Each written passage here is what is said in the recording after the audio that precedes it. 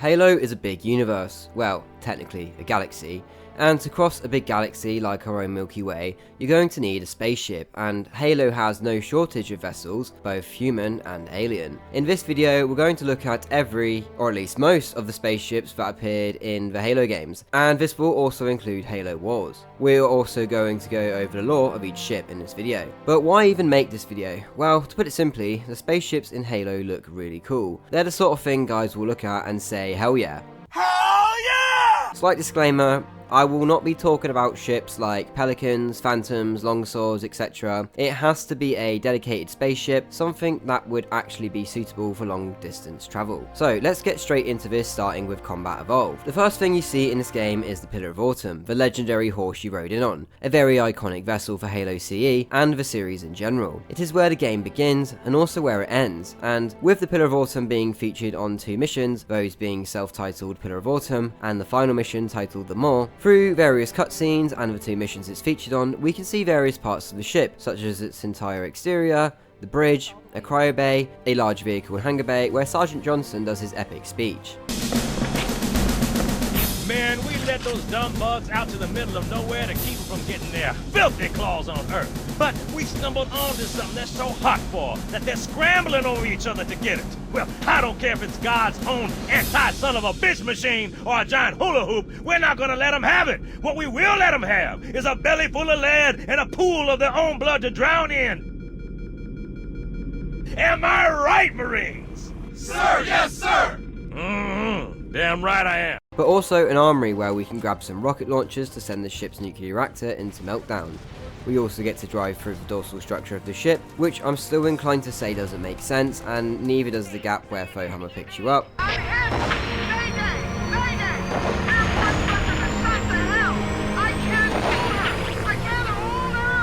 However, I've been told by well over 100 people that this is fine because the game is epic. Yes, I agree it's epic, but it still doesn't make sense. Also, a fun piece of trivia regarding the ship, it was inspired by the Sulaco from the film Aliens for both the interior and the exterior. I've done a video showing the similarities between Aliens and Halo if you want to go check that out. Similar to the Sulaco, the Pillar of Autumn looks rough around the edges, but at the same time it looks functional. Both ships also look like big guns, which is fitting because like most UNSC ships, the Pillar of Autumn is built around a MAC gun. At the start of the game, the ship has just fled Reach, seemingly on a random trajectory. However, it was not entirely random, as Cortana used coordinates taken from various foreign artifacts that humanity had acquired over the course of the war. Thus, these coordinates led them to Halo. Upon arrival, the crew realises the Covenant had arrived here just before the Autumn jumped out of slipspace. The Pillar of Autumn was pursued from Reach, as it was one of the few ships to escape the battle, but the Covenant were also seemingly able to overtake the human ship during the slipspace transit. The Covenant also brought with them an entire fleet of ships, but instead of vaporizing the Pillar of Autumn, which they could have easily done, due to the ship's proximity to the Halo Ring, the Prophet of Stewardship, who was the prophet attached to the Covenant fleet of particular justice, assumed military command. This was because the discovery of Halo was a religious matter. He forbade the use of plasma torpedoes to destroy the Pillar of Autumn, citing a miss could damage the ring, and instead initiated a boarding action, which was costly as the Covenant suffered many losses and ultimately could not prevent the human ship from landing on the ring. The humans would then set up Alpha Base and carry out several operations against the Covenant over the next few days, and were largely successful until the flood was unleashed. Later, the Pillar of Autumn would be destroyed, taking Halo along with it, leaving very few survivors. But now, let's go over the lore of this legendary ship that started it all. The Pillar of Autumn was a Halcyon class light cruiser.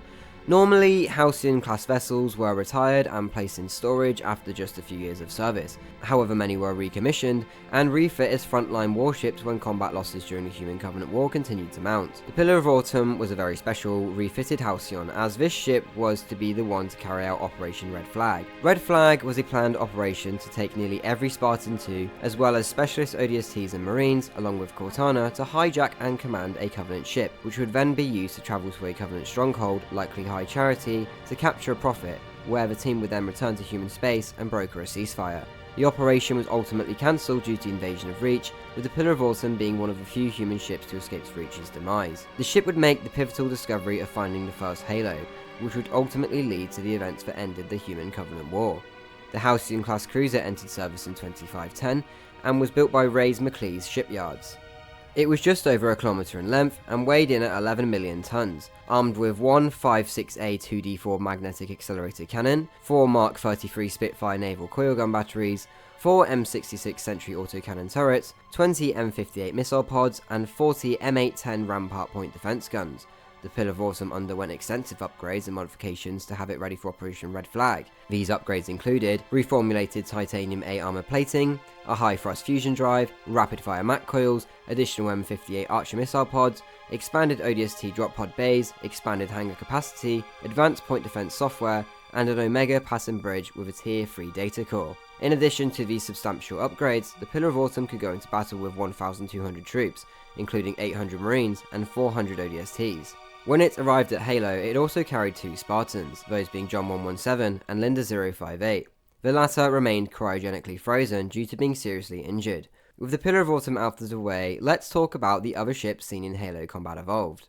That being the Truth and Reconciliation. This is the Covenant ship most prominently seen in Combat Evolved, and like the Autumn, it features in 2 missions, those being again the self-titled Truth and Reconciliation, where Chief, along with a Marine strike force, although in the novelization they are ODSTs, must board the ship to rescue Captain Keyes, who has been captured by the Covenant. The ship then appears again in the level Keyes, where you essentially do the exact same thing, except this time the captain is on the twilight of being dead, as his body and mind have been consumed by the flood. Anyone else think it's a bit funny that Keyes was captured and taken to the same ship twice? The exterior of the ship is in stark contrast to the Pillar of Autumn, as the Truth and Reconciliation looks more organically shaped with neat curves in its design, resembling sea creatures like whales and dolphins to an extent. Also, unlike its human counterpart, its weapon systems are hidden, seemingly enveloped within the ship itself. Its interior would be our first taste of Covenant architecture, cementing some iconic staples such as the curved oval hallways and iconic doors which feature a satisfying sound effect. Another aspect that would be a staple of Covenant ships is the gravity lift, which can bring troops and supplies between the ship and the surface. That's our ticket in! If there is anything in the first game that shows major technological differences between the UNSC and the Covenant, in the first game it's this. When we first visit the ship, it's in perfect condition, save for all the dead crew left behind in the wake of Chief and the Marines' raid. But when we visit again, the ship is in dire condition, with many parts of the ship being destroyed and some kind of fuel or cooling fluid leaking from the ship polluting the surface below. But what about the lore for this infamous Covenant ship? The Truth and Reconciliation is a Ket pattern battlecruiser, part of the Fleet of Particular Justice, and fought in the battles of Reach and the Battle of Installation 04. The ship was subject to multiple raids by the UNSC, first spearheaded by Chief and a raiding team of Marines and ODSTs to rescue Captain Keyes. The mission was a complete success for the UNSC, with the mission objective completed, as well as neutralizing 120 Covenant troops and the shipmaster, Let Ravamede. In contrast, the UNSC only lost 36 troops.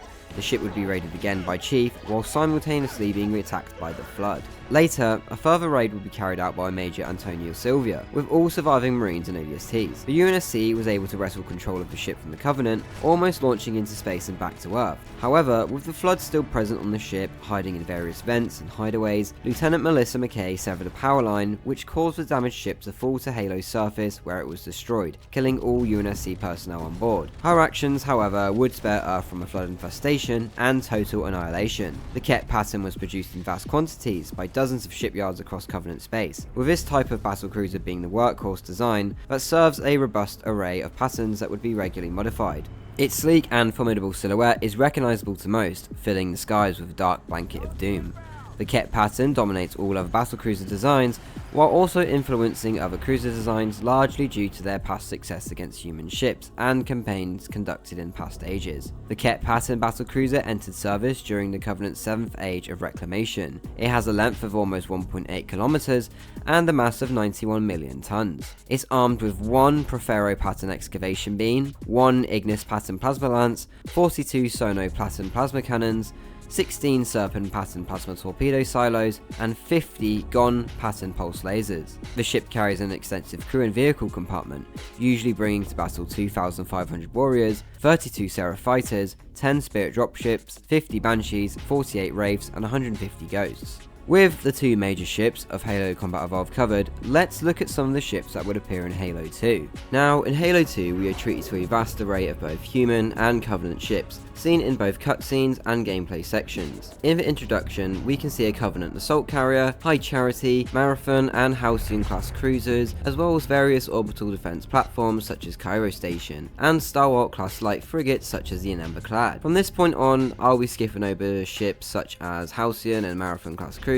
as well as Ket pattern battle cruisers, as I've just talked extensively about these ships. And while the Marathon is different to the Halcyon, it's similar enough to the Halcyon that I may just end up repeating what I've already said. But let's start off with Cairo Station. No, not technically a spaceship, but I feel like I shouldn't ignore this space station, as it's the location of the first mission in Halo 2. This station is iconic, thanks in part to some epic cutscenes in the early stages of the game. It is where Chief gets his new armor, the Mark 6, and also where Chief and Johnson are given awards for their efforts in the first game, and it's also where we meet new characters, those being Miranda Keyes and Admiral Hood. Ultimately, the ceremony is cut short due to the impending Covenant attack, and like the first game, we are once again having to repel Covenant boarders. During this mission, we get to see various sections of the station, such as transit hubs, the control room, recreational areas, as well as going EVA to see the Supermac firing against the Covenant fleet. It gives a real sense of a place that is lived in and worked in on a daily basis, and the UNSC put in a serious effort to protect it from the Covenant. In terms of its design, its rooms and its hallways are reminiscent to those seen in the first level of Combat Evolved, giving players a familiar feeling with the setting.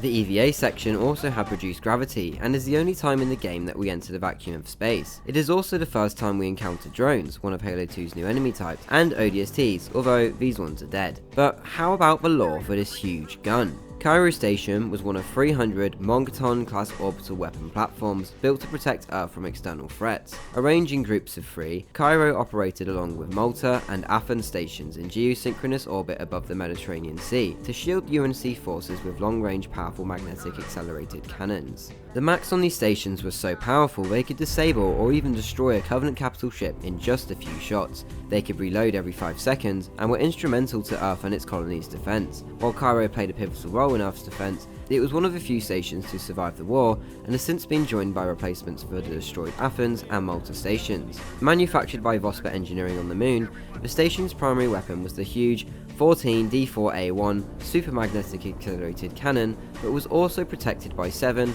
M606 goalkeeper point defense guns. Cairo Station had on board 152 naval personnel, 136 marines, multiple Bumblebee lifeboats, and up to 10 Pelicans or broadsword fighters. With the big space gun out of the way, now let's talk about another Covenant ship, and of course that has to be the Covenant assault carrier. While we get a quick glimpse of one in Halo 2's opening sequence, we fully get to appreciate how awesome these things are at the end of the first mission, Cairo Station. During this level, Earth is under attack from Regret's expeditionary fleet, the Fleet of Sacred Consecration. All in all, it was a relatively small fleet, as Regret did not expect to find humanity's homeworld and its strong defences when he set off for Tyren, what the Forerunners called Earth. In this fleet were 2 assault carriers, the first one being the Day of Jubilation. This is the one seen in that epic cutscene. In this scene, we see just how powerful these large war vessels are, as it instantly disables a Marathon class heavy cruiser with one of its laser projector weapons. However, despite this, the home fleet was able to take out the assault carrier's energy shield. This allowed a pair of longswords to blow open a hole in the ship's superstructure, in which Chief exploited by delivering a Covenant anti-material bomb right into the heart of the ship, completely destroying it and killing all on board. The second assault carrier was Solemn Penance, which was Regret's flagship. This ship fled to Earth's surface, where it was pursued by the UNSC to Delta Halo. Ultimately, the fate of this ship to this day is unknown. Now, in-game we never get to go inside one of these ships, however early on in development of Halo 2, this was the intention. After the level Cairo Station, Chief was to board the Day of Jubilation with a squad of ODSTs and Miranda Keyes. Ultimately, Chief would end up destroying the ship's core with a Wraith, which was also supposed to be the player's introduction to drivable Wraith tanks, something you couldn't do in Halo CE. In the end, however, this was cut from the game, and replaced with the epic cutscene we know and love today, which apparently took just as much work to make as the cut level would have. So how about the lore for these huge Covenant warships? The Siphon assault carrier is one of the most deadliest ships ever wielded by the Prophets in their war against humanity. Each one was capable of deploying thousands of troops and vehicles, while also having the capability to turn continents into ash and glass with its prow-mounted cleansing beam. These ships were usually always present for glassing campaigns, where the planet's surface would continue to smoulder long after the ship's departure. Entering service in the third age of discovery, the assault carrier had a length of 5.3 kilometers and a mass of 2.7 billion tons. It was armed with 1 Infernus pattern super heavy excavation beam, 2 super heavy plasma lances, 8 Luxor pattern heavy plasma beam emitters, 24 Myctics pattern heavy plasma torpedo silos, and 700 Ferial pattern pulse lasers. It could carry up to 40,000 warriors, 3 scarabs, 200 wraiths, 700 ghosts, as well as 800 banshees and 64 seraph fighters. When one of these ships was destroyed, the whole Covenant would mourn its loss. Certainly one of the bigger baddies of Halo 2 and Halo in general, the assault carrier would return in Halo 3 as the Shadow of Intent, the flagship of the Swords of San Helios, and in Halo Wars 2 as the Enduring Conviction. But now it's time to talk about what could be called the hero ship of Halo 2, and that is of course the Amber Clad. Compared to the assault carrier seen in the game, this ship is tiny and only carries a few hundred souls at most. In many ways, this is fitting with one of Halo's themes, which is humanity having its backs against the wall, outnumbered and seriously outgunned. When Miranda asks permission to pursue Regret's assault carrier, she is even told by Hood that she should not engage a ship that size, although when the assault carrier prepares to jump inside Earth's atmosphere, Miranda is given the green light to engage the assault carrier. Now, like the assault carrier, we never get to play a level inside this ship, but we do get a few looks inside in various cutscenes throughout the game. You can see Miranda and various officers on the bridge of the ship, and you can briefly see Pelicans entering the ship's hangar, as well as ODST drop pod base, where Chief and several ODSTs deploy from on the mission to Delta Halo. Later, the ship is seen hovering above the library in the mission Quarantine Zone, and then is seen again during the mission Gravemind, teleporting into High Charity after being captured by the Flood. Visually, like the Pillar of Autumn, the Amber Clad also shares some resemblances to the Sulaco from Aliens, with the ship also looking like a big railgun. And like a lot of UNSC ships at the time, it appears to be very industrial looking in many ways, like the ships used in modern military navies in our own world. But what about the lore for this UNSC frigate? The Amber Clad was a Stalwart class light frigate built by Sinovet Heavy Machinery. The Stalwart was the smallest frigate employed by the UNSC during the Human Covenant War, and despite this, it showed remarkable effectiveness in naval combat, allowing it to have one of the longest production records of any warship class. Built explicitly for acceleration and sustained high thrust maneuvers during naval engagements, Stalwarts were still impressively armed, which allowed them to engage with much larger Covenant ships. Usually, Stalwarts would not operate alone, and would work with 2 or 3 of the same ship class. The Amber Clad was one of the first human ships to take the fight to the Covenant in New Mombasa in Kenya. Helmed by Commander Miranda Keys, the ship would also then pursue Regret's assault carrier to Delta Halo. The ship would then go to Halo's library to secure the index, however, this came at the cost of almost the entire ship's crew, as it was overwhelmed and captured by the Flood. Here the ship would be an important instrument in the Covenant's downfall, as it jumped inside High Charity, releasing the Flood infection forms and combat forms throughout the Covenant's capital. The Stalwart entered service in 2515 and had a length of 478 meters and a mass of 900,000 tons. It was armed with 1 21X5V9 magnetic accelerator cannon, 16 M58 Archer missile pods, 76 M340A4 Streak missile pods, 6 M870 Rampart point defense guns, and 52 M710 Bulwark point defense guns. A typical Stalwart could carry a crew and complement of 250 sailors, 200 marines, and 64 ODSTs. It could also carry 6 Pelicans, 12 Warthogs, and 6 Scorpions for ground and air deployment. Next on the list again is a ship that is not so much a ship as it is a space station, or rather a moon-like structure capable of travelling anywhere throughout the galaxy. I'm of course referring to High Charity. This location is very important in Halo 2 and in Halo in general. This goes for the story, gameplay, and the lore. At the start of Halo 2, it's where the Arbiter, or Fel Vadami, is brought before the High Council to stand trial for his loss of the Battle of Installation 04, the ring from the first Halo. This is also the first time we see Covenant society outside of the battlefield. It gives us a glimpse into Covenant political proceedings, and immediately you can notice a rift in the Covenant between the Brutes and the Elites, as Tartarus seems to take great pleasure torturing the Arbiter in front of a huge crowd of Covenant spectators. This sequence alone adds so much depth to the Covenant that simply didn't exist in the first game. Much like Earth is our home, High Charity is the home and heart of the Covenant. It's a type of world building that has been largely absent from the series ever since. We see High Charity multiple times throughout Halo 2. After the opening cutscene, it's seen again when Fel accepts the role of the Arbiter in the Mausoleum of the Arbiters. We then see more of it during the Changing of the Guard event, which sees the Elites replaced with Brutes as protectors of the Prophets. And of course, course we see it once more during the level Gravemind and High Charity, where the former we play as Chief in an attempt to secure the Index from the Covenant. This level takes us through a stretch of the city, a sanctum of sorts for various councillors and prophets of the Covenant.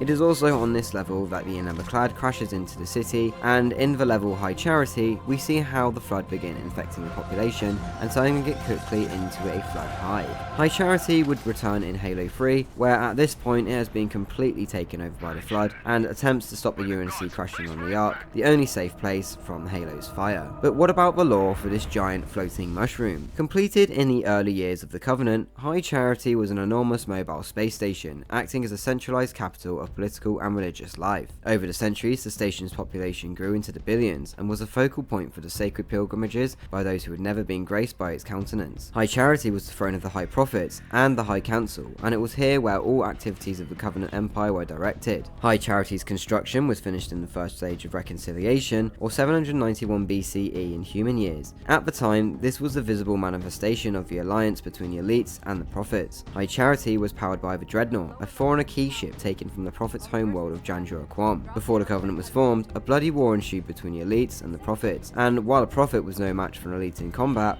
the Prophets used the foreigner key ship to devastate the elite worlds. After the alliance was formed, the key ship weapons were taken offline as a sign of good faith between the two species. High Charity had an unparalleled arsenal of 32 super heavy plasma lances and 1,900 beam emitters. There was nothing in the Covenant fleet with the same amount of firepower. At 348 kilometers in diameter, 505 kilometers in height, High Charity communicated the might and glory of the Covenant. The Citadel world had hundreds of thousands of warriors, millions of devoted thralls, and a fleet of warships beyond numbering. I could probably do a whole video talking about High Charity, but now it's time to move on to Halo 3.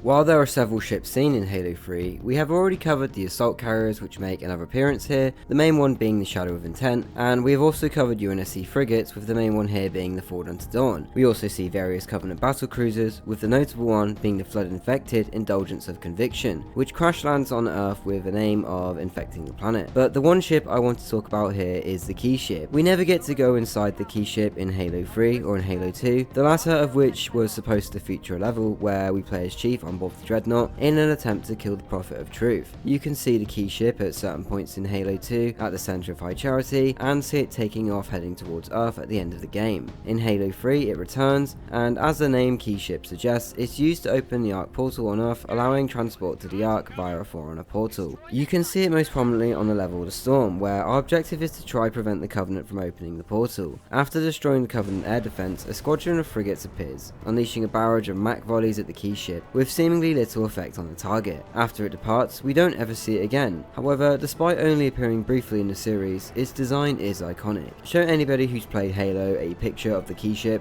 and they'll be able to tell you, yeah, that's the ship from Halo 3. It also functions as an important plot device, as it leaves High Charity to the peril of the Flood, and is the ship that allows us to travel to the Ark in pursuit of the Covenant. But how about the lore for this spire-looking spaceship? Forerunner key ships are immense transport and archival craft utilized by Lifeworker cast during the conservation measure. This was the Forerunner's far-reaching effort to index and preserve all sentient life in the galaxy before it could either be consumed by the Flood or destroyed by Halo's activation. They were designed to be the key to strategically place portals throughout the galaxy, such as the one in Kenya on Earth. While it was equipped with various defensive countermeasures, its main form of defense was its high speed and agility. Built exclusively for the conservation measure, the ships were fitted with permission codes and necessary interlocks to command portal complexes buried on strategic worlds and beyond, such as the Ark. The most famous of these key ships was the Anodyne Spirit. The rogue Forerunner AI Mendicant Bias stole the ship from the Ark, intending to right the wrongs it committed during the Forerunner Flood War. The AI aimed to guide humanity through the stars with the key ship, but failed in its task and crash landed on the Prophet's homeworld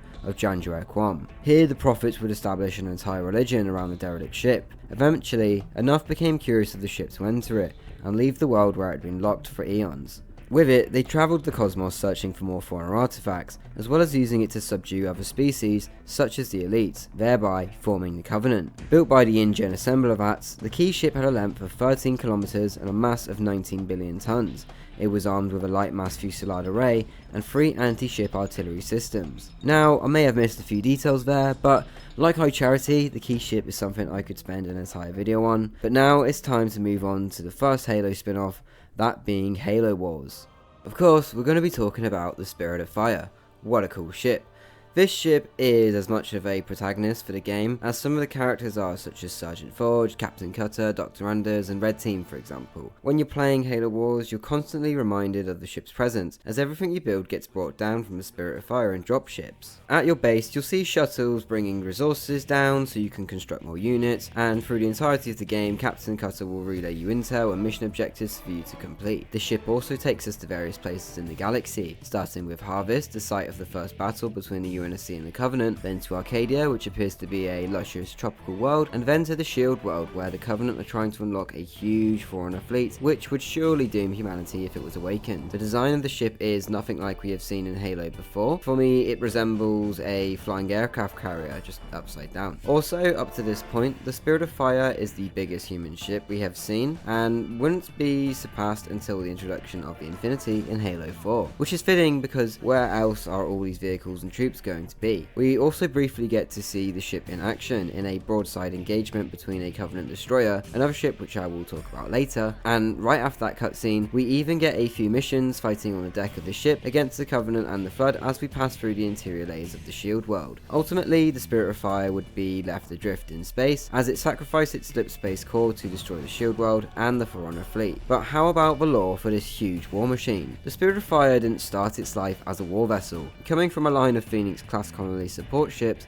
the Spirit of Fire was built to peacefully install a human presence on alien worlds. However, due to civil unrest and growing insurrection, many ships of this class were refitted into warships. The same ships that mothered emerging colonies now police them to clamp down on resistance against the UEG. At the start of the Covenant War, the Spirit of Fire was fully capable of deploying ground troops and prefabricated fire-based facilities in hostile conditions. After a 5-year tug of war with the Covenant over the planet of Harvest, the Spirit of Fire, helmed by Captain James Cutter, followed a Covenant destroyer to Arcadia. Here, the Chief Science Officer, Professor Anders, was captured. This led to another hot pursuit to the Shield world known as Trove, where the ship sacrificed its slip space engine to destroy the planet and its Forerunner fleet, which the Covenant were close to bringing online. Afterwards, while stranded in space, the ship somehow was brought for a slip space portal to the Lesser Arc. Here, the Spirit of Fire would engage the Banished on the ground and in space. After the Enduring Conviction had been destroyed and Professor Anders gone missing on a replacement Halo ring for Installation 04, further conflicts would occur on the Ark, with the Banished now at war with a small but powerful Covenant remnant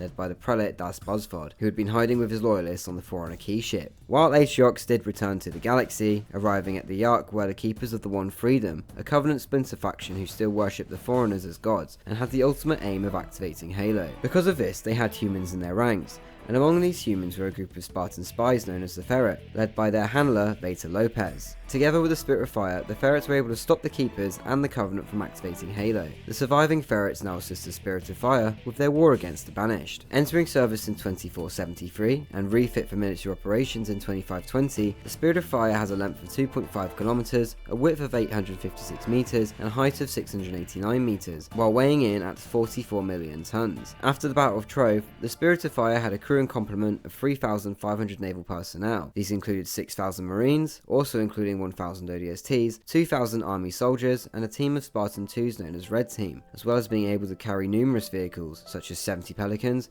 93 Scorpions, and 178 Warthogs. In addition, it had numerous other vehicles such as short sword fighters, Vultures, Hornets, Sparrowhawks, Grizzly tanks, Cobras, Wolverines, Cyclops, among many other vehicles for the battlefield. The ship was also well armed, featuring 3 22 B6R3 Max, 10 11 AR-21 naval coil gun batteries, 24 M42 Archer missile pods, and 40 M800 Rampart point defense guns. I wasn't able to find the exact numbers for a lot of the Halo Wars exclusive vehicles, but I imagine it is quite a lot of each type.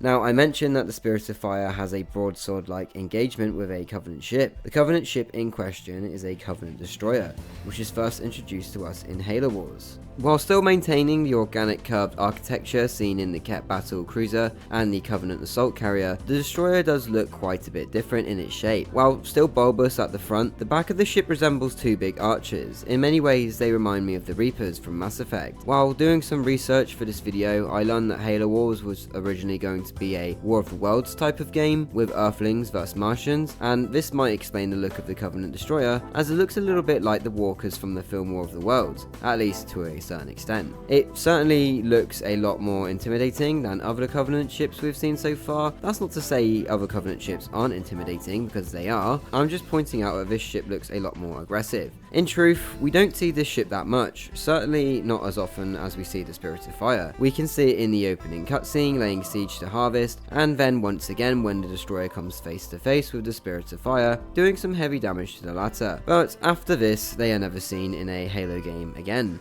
left for animations and artwork for the expanded universe. So let's talk about the lore for the destroyer. Capable of unparalleled firepower, the Solace heavy destroyer is one of the deadliest ships ever forged by the Covenant. These ships were usually crewed by ashamed and forsaken warriors who were twisted of mind and deemed unsuitable for conventional fleets. Vessels like these were capable of single-handedly crushing an entire human fleet, leaving nothing but bodies and debris in its wake. Entering service during the Second Age of Conflict, it had a length of 1.65 kilometers and a mass of 115 million tons. It was armed with 1 Infernus heavy excavation beam, 2 Al Jordan pattern plasma beam emitters, 24 Malusian pattern heavy plasma cannons, 64 Jake pattern plasma torpedo silos, 40 X Carnix Et pattern plasma bombardment mortars, and 20 X Gon pattern pulse lasers. The destroyer had a small crew for a ship of its size, with only 50 officers, 100 warriors, and 1,900 thralls. In Halo Wars, you do see the Forerunner fleet, although we never see these ships in action, so I'm going to skip past these respectively. Now, moving on to Halo Reach, where there are 2 ships I want to talk about, plus a few honourable mentions. During the mission Tip of the Spear, after destroying the Covenant Spire, it's revealed that the purpose of the Spire is to hide a huge Covenant supercarrier, which has infiltrated Reach's atmosphere. You can immediately see what a threat this huge ship possesses, as it makes quick work of the Paris-class frigate Grafton. Then, in the next mission, Noble Team employ some unconventional tactics to take out the supercarrier, with there seemingly being nothing in the way of offensive options that can take out the ship. But before I talk about the supercarrier, we need to talk about the smaller ship that UNSC decided to bully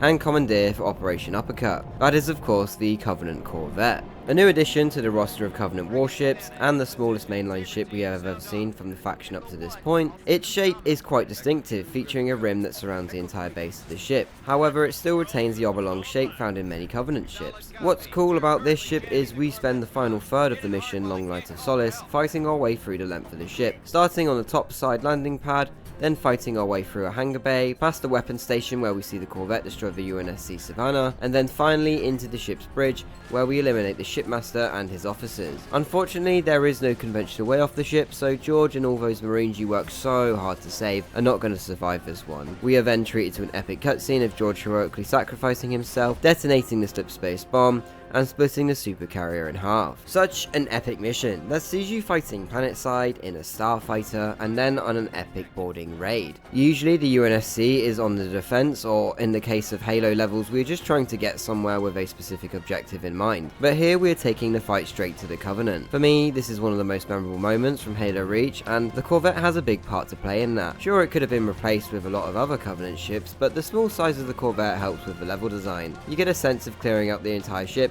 going room to room, corridor through corridor. On a bigger ship like the Ket battle cruiser we raid in CE, we might not have gotten the chance to see the majority of the ship from the inside. Honestly, this level has more variety than all of Halo Infinite. It features epic space battles, bringing a lot of Halo's theme together. Science fiction, war, heroism, and sacrifice. Our backs are against the wall, and yet we still fly straight into the danger zone. And I also love all the military jargon and comm speak. It really helps sell a small sense of realism and tacticalness. Hollinger Savannah. Enemy comm relay is now offline.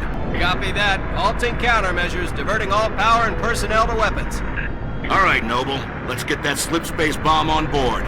6, head for the hangar. That's enough about the level the ship features in, but now let's talk about the lore. Ardent Prayer was a pseudo-pattern heavy corvette. Mass assembled during the 20th Age of Discovery, heavy corvettes travelled to distant stars to charter dangerous slipspace routes, and fought any who resisted the Prophet's light. Heavy corvettes were more than a match for human frigates. This is despite how corvettes were not intended to be used for ship-to-ship combat, instead often being used as escort vessels for much larger ships, such as assault and supercarriers. Heavy corvettes were capable of deploying several wings of Seraph and Banshee space fighters, as well as suppressing groundside targets. These ships are of the most nimble and discreet in the Covenant fleet, with repulsor engines of peerless efficiency, utilizing stealth generators which renders them almost invisible to both human and Covenant sensors. After the war, these ships became popular with pirate raiders and rebels. With a length of 956 meters and a mass of 8 million tons, the heavy Corvette was armed with 6 Malusian pattern heavy plasma cannons, 16 Carnux new pattern plasma bombardment mortars, and 11 Fott pattern pulse lasers. The heavy Corvette had a crew and complement of 50 officers, 50 warriors, 130 thralls, as well as an air wing of 2 spirits, 18 banshees, 8 seraphs, and 104 insertion pods. Before we go on to talk about the supercarrier, let's just give an honourable mention to the UNSC Savannah, a Paris class frigate similar to the Charon and Star Wars class types of frigates. The Savannah joins us on our mission to board the Corvette and blow up the supercarrier, but is destroyed in ship-to-ship combat, seemingly with all hands. However, it didn't go down without a fight, as you can see it constantly circling and raining down a barrage of gunfire onto the Corvette. Also a mention to the Pillar of Autumn, where we need to deliver a Cortana fragment in the final mission, and the battle cruiser which we shoot down in the same mission. But now let's move on to the big one, that being the Covenant supercarrier. I talked earlier about how this ship poses a great threat to reach, as it can swat a UNSC ship out of the air like an annoying fly. This is the biggest Covenant ship we have ever seen in Halo, and also the most powerful. As I mentioned, it is brought down with unconventional tactics, using a slip space bomb, sadly with the loss of George who dies activating it, but it splits the supercarrier in two. We then see it slumped and burning up on a mountain, showing the sheer size of the ship. Visually, the ship looks very similar to an assault carrier, but scaled up quite a lot in size. While doing some research, I learned that the angle we see the Grafton get destroyed was intentionally done to make the UNSC frigates look like a tiny ant looking up at a much bigger creature. This ship has been the subject of many discussions related to Halo, with fans often wondering if the ship could be soloed from other ships from the Halo universe such as the Infinity, or even ships from other franchises like Star Wars. If anything can be taken away from this ship, it is how it demonstrates the pure might of the Covenant and how desperately outgunned humanity is. But now let's talk about the lore for this immensely huge spaceship. The Long Night of Solace was a Shah Wada pattern supercarrier that entered service during the 4th age of conversion. It was among the largest vessels ever built by the Covenant. Supercarriers had more in common with heavily militarized city fortresses than with conventional warships. Their enormous size meant that they could act as command and control centers, supplying multiple fleets and being able to govern entire regions of Covenant space if needed. A supercarrier carried an army so strong it could overwhelm any human world. The sight of a supercarrier was a visible omen of guaranteed destruction. The Long Night of Solace was helmed by Supreme Commander Roborutami and had the objective of discovering and securing foreigner relics, a task it had completed without a single failure for hundreds of years. This was until it made the fatal miscalculation of jumping ahead of its main invasion fleet heading for Reach. As a result, the carrier was unaware of the hijacked Ardent Prayer on a one-way trip to the supercarrier, which resulted in the total loss of such a valuable and important ship, resulting in a huge tactical victory for the UNSC, even if it was only short-lived, with the Fleet of Particular Justice arriving shortly after the supercarrier's destruction. With a length of 29 kilometers and a mass of 152 billion tons, the supercarrier was armed with 1 Lux pattern super heavy excavation beam, 12 Erpion pattern super heavy lances, 12 Ukawa pattern plasma beam arrays, 80 Luxor pattern heavy plasma beam emitters, 32 Myctics pattern heavy plasma torpedo silos, and 800 Raka pattern rapid fire pulse lasers, and 490 Feriol pattern pulse lasers. Supercarriers carry enough troops to undertake an entire invasion of a human world single-handedly, as well as carrying hundreds of starfighter squadrons of various types. So what a big old boy the supercarrier is. But the next Halo game on my list, Halo 4, also has quite a few big ships that I want to talk about. But before we get to the big ones, let's start off with one of the smaller ones, which we actually start the game on. That is the Forward Unto Dawn, a ship that appeared multiple times in Halo 3 and makes a return here, albeit not in the greatest condition, as it was split in half by the Arc Portal, sending one half back to Earth and the other half deep into space, seemingly in the proximity of Requiem. But what a lot of you will notice is the Forward Unto Dawn here isn't the same frigate class we saw in Halo 3. In Halo 3, the ship is a Charon class frigate and has a distinctive visual design similar to the Amber Clad from Halo 2. But in Halo 4, the design of the ship was changed to that of a Strident class heavy frigate. Now, I read somewhere that the reason for the change was because using the original aft section of the Charon class frigate wasn't big enough for the playable space that 343 wanted to create, and so they came up with the design of the Strident. And while it shares some resemblances to the Charon class, such as the wings, the bridge at the top of the ship, and the split in front section for the Mac gun, It is still quite a bit different, and you can see that when the ships are put side by side. The differences are even more so when we compare just the aft sections. You'll see in Halo 4 the remains of the ship are much bigger than what was left at the end of Halo 3. Perhaps like Chief's armor, this was down to nanobots.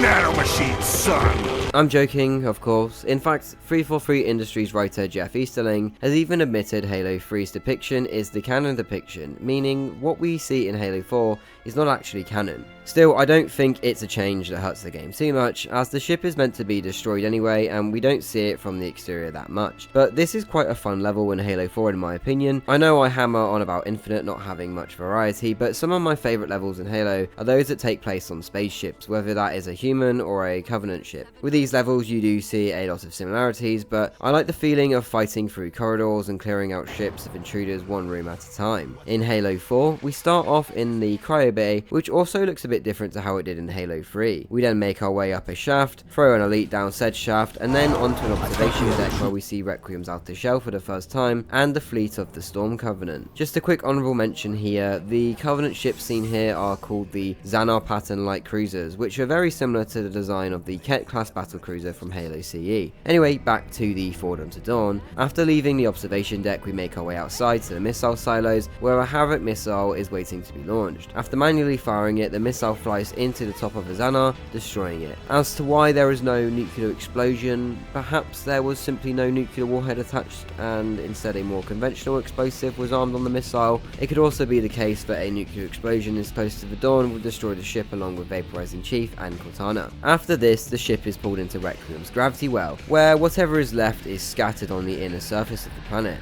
All in all, a pretty cool ship with a significant service history, taking part in some important battles in the Human Covenant War and after. Also, how can we forget the epic entrance in Halo 3 on the level of the Ark? Guess we're gonna find out. Take cover.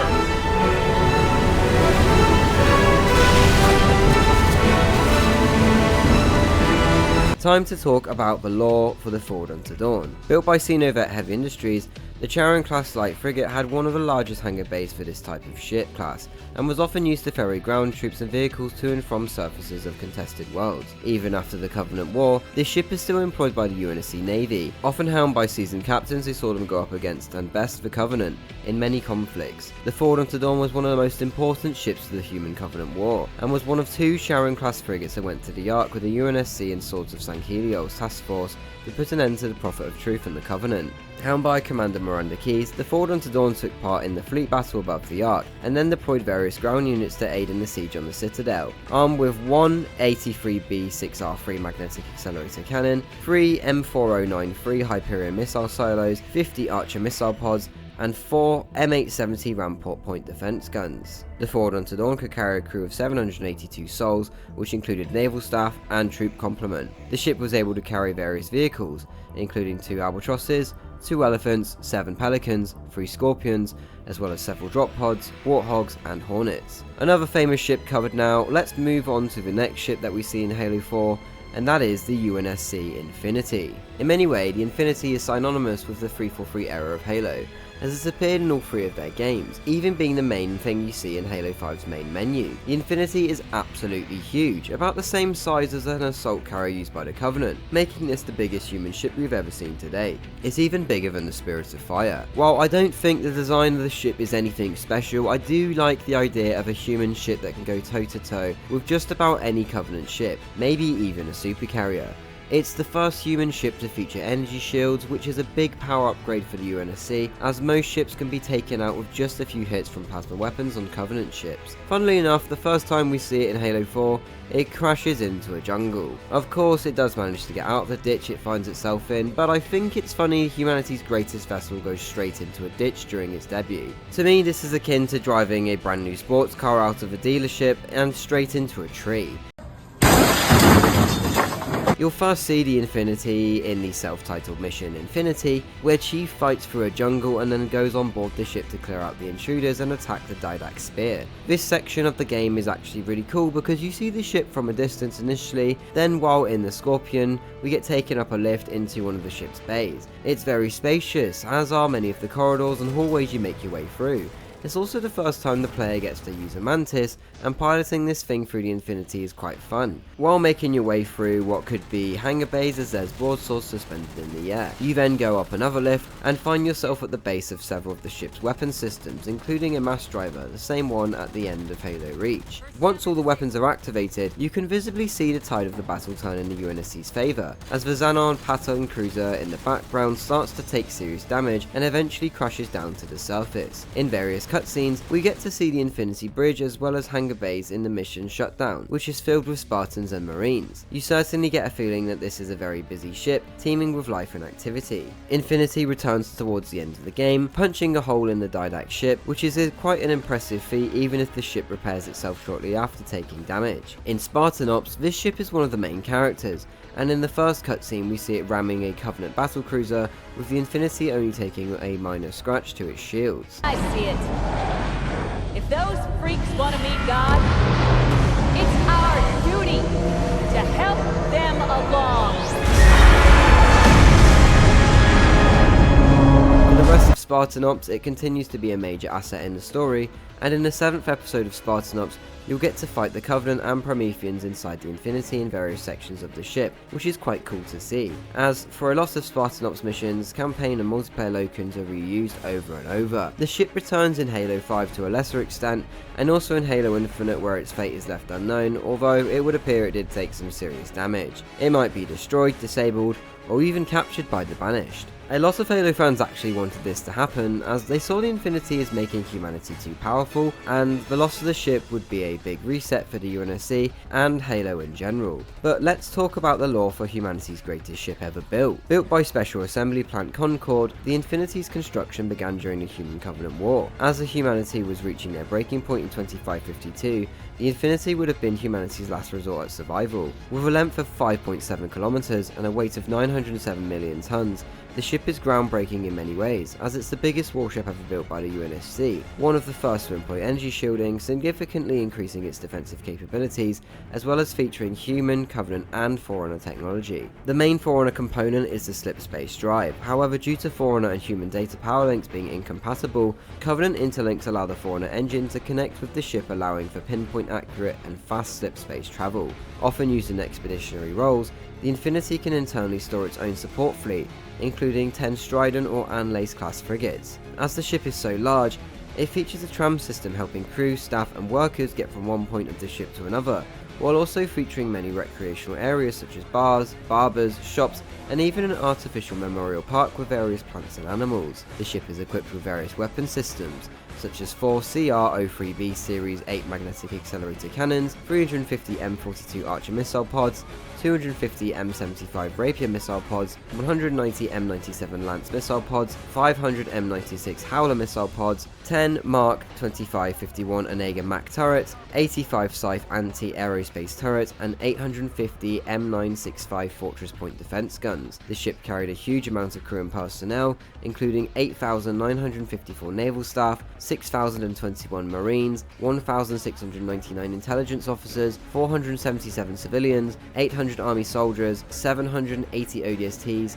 200 Air Force pilots, and a significant number of Spartans from the 2nd, 4th, and possibly 3rd generations. The ship also carried 24 members of the Swords of St. Helios. In addition, it carried many ground, air, and space vehicles, such as 10 Mammoth tanks, 560 Warthogs, 80 Scorpions, as well as hundreds of aircraft including Pelicans, broadswords, longswords, and various drop pods. The Infinity has undertaken many post-war missions, such as interfering on behalf of the Arbiter in the Sangheli Civil War, 2 expeditions to Requiem, Operation Wolf, and the raid on Zeta Halo, the latter which left the ship's status as unknown. However, the ship was heavily damaged, and its crew scattered after a Banished attack crippled the ship. The next ship I want to talk about is a first for this list, as everything so far we have talked about has either been human or Covenant, but in Halo 4, the Didact has his own ship called the Mantles Approach. If you thought the Infinity or the Supercarrier was big, the Mantles Approach is on a whole nother level. You can see this in particular when the Didact leaves Requiem during the closing cutscene for Shutdown,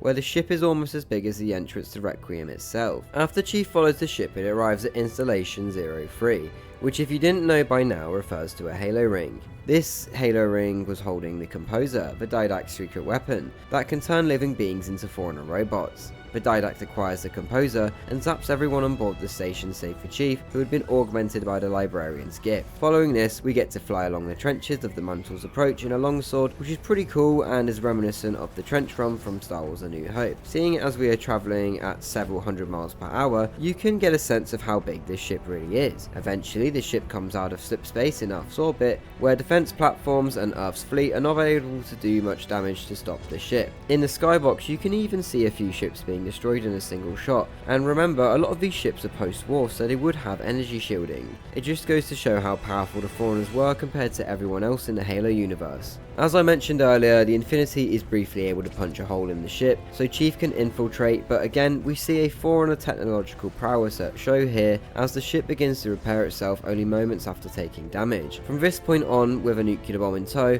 we hoof it on foot to the centre of the ship, where the Didact fires the Composer on Earth. While travelling through the ship, parts of it look a lot like the Foreigner interior seen on Requiem. Some parts are very bright, others are quite dark, giving the ship an angry and aggressive feeling to it. Eventually we find ourselves on a light bridge and come face to face once again with the Didact, and if you didn't know, this is the second time the Didact actually appears in the game.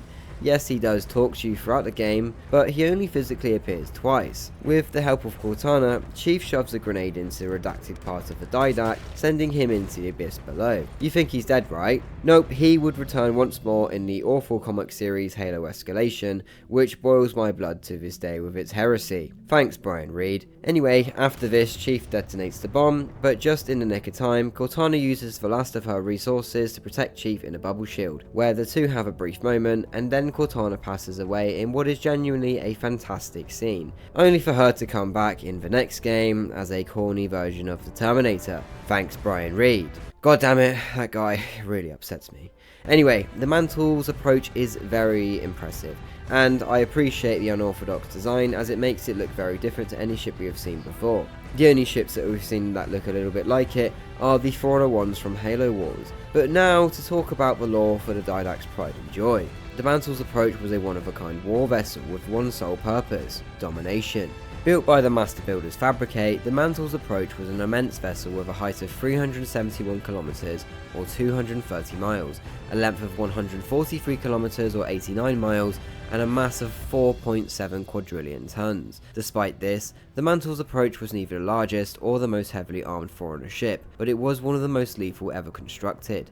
The ship played a pivotal role during the latter years of the Forerunner Flood War, turning both Foreigners and ancient humans into machine warriors known as Promethean Knights, done via the Composer, seen as some as an alternative solution to the Halo rings. The ship remained hidden on Requiem and only became active once again once the Didact was awakened. Ultimately, despite all its might, it was destroyed by a single human Spartan and his AI companion in 2556. Not only was this ship huge by human and Covenant standards, it had a population that may even rival and surpass High Charity. During the Forerunner Flood War, the ship would have one Strategos Promethean officer, 25 Princeps principal officers, 800 Navarch crewmen, 250,000 Praetorian warriors, 5.5 million Venators warriors, and over 1 billion Promethean constructs. In addition, the ship was well armed and protected, featuring armor resistant to shots from ship-fired and supermach platforms, and had a huge arsenal of weapons in the form of one Composer, one heavy iron weapon system, one stasis tension driver, 40 torsion driver arrays, 1,700 light mass fusillade cannons, 25,000 converging beam cannons, as well as a particle cannon network and an anti-ship artillery system. Well, that covers that then. I appreciate in this video I'm mentioning a lot of big Halo words, especially when it pertains to weapon systems. My source for this whole book has been the Halo Encyclopedia, which I have done a review on a few years back if you want to go and check it out. However, if you don't have the book, a lot of information about the weapons can be found on Halopedia. If I was to go in depth about the weapon systems, this video would be for like 2 hours in duration. But now we need to talk about Halo 5. In my recent video, How Bad is Halo 4's art style, I said that I didn't think it was nearly as bad as Halo 5, which changed even more designs established in the Bungie era of Halo. The multiplayer was actually quite fun, and I appreciated the constant content updates that came every 6 weeks or so, but man, I really didn't like the campaign, aside from a few missions here and there. But I said we was going to talk about the spaceships throughout the games, and we can't ignore Halo 5, even though for the most part, the game doesn't have much to do with spaceships. Yes, the Infinity is there, and we see some designs never seen before, but the only ship we get to play on is Argent Moon, which I will talk about shortly. But first, let's talk about one of the new Covenant ships introduced in this game, because I don't want to talk about all of them. A lot of them to me are not memorable, and despite the lore explanation of these being Sankili ships and not Covenant ships, I don't like how far some of these designs deviate from what has been established in the Bungie games and even in Halo 4. You see, ships like the Man O' War, the Carrot, and the Brigantine all kind of look like blobs of blue and purple paint. The only ship from Halo 5 with significant detail is the Blockade Runner, which if I'm honest does actually look quite nice. I feel like it could sit alongside a Kett battlecruiser and not look out of place. It maintains a classic Covenant silhouette, with the only major differences being that it has these two big engines towards the rear back of the ship. It even has a rim base similar to that of the Corvette, and the bulbous front similar to the Assault and Supercarrier. Despite my positive outlook on this ship, I can't say it's stuck in my memory too much, so I don't have much of a gameplay breakdown for you. I'm sorry guys.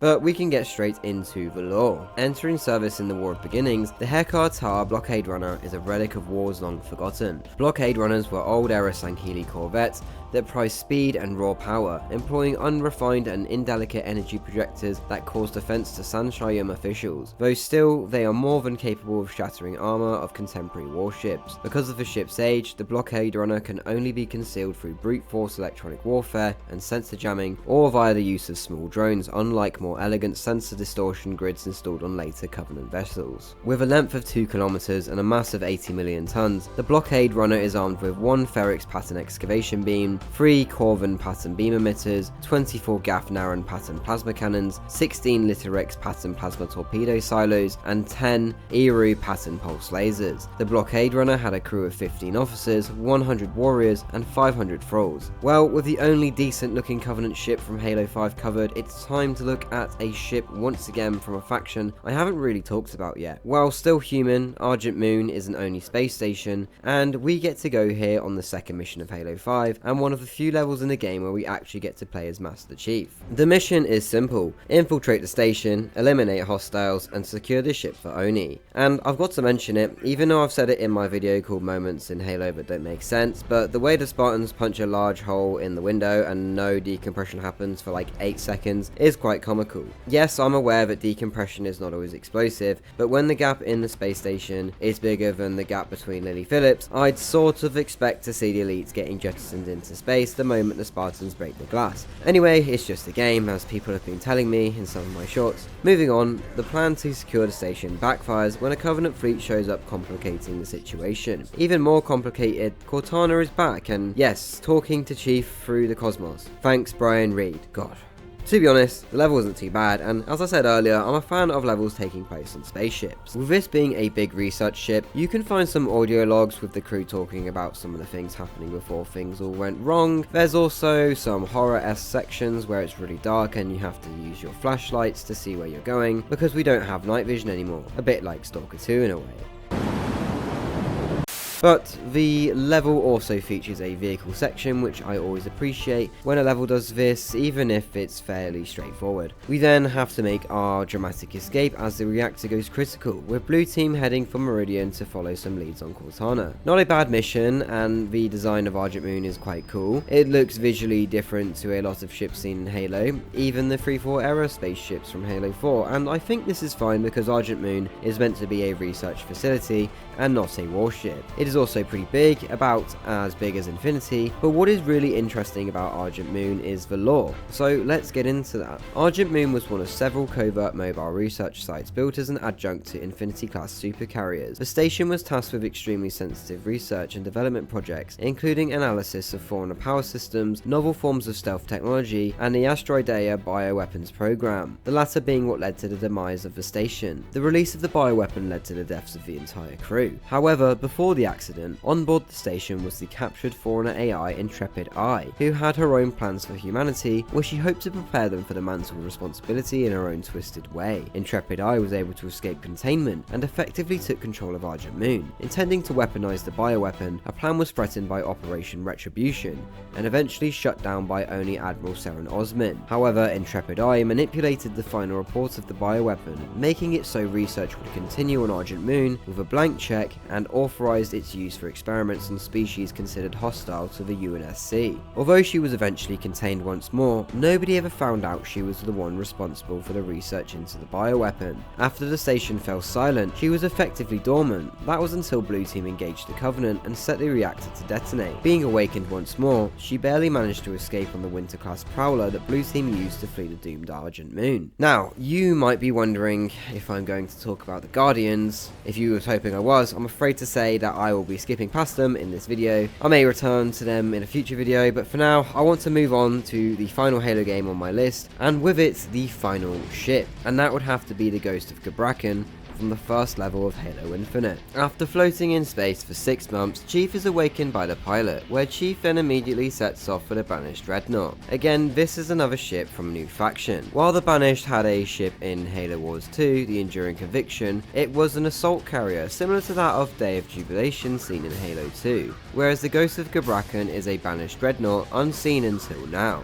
It sports a design unlike anything seen before in Halo, and while I don't think it looks as cool as the Covenant ships, I appreciate that the Banished have their own aesthetic, and this is represented with the ships that they use. As soon as we enter the ship, we can see all manner of scrap metal from previous battles being collected by the Banished, which would likely be used to be melted down into raw resources, or perhaps salvaged through to find valuable weapons and vehicles. The ship's interior, like its exterior, has its own visual style, but not so different that it doesn't look like Halo.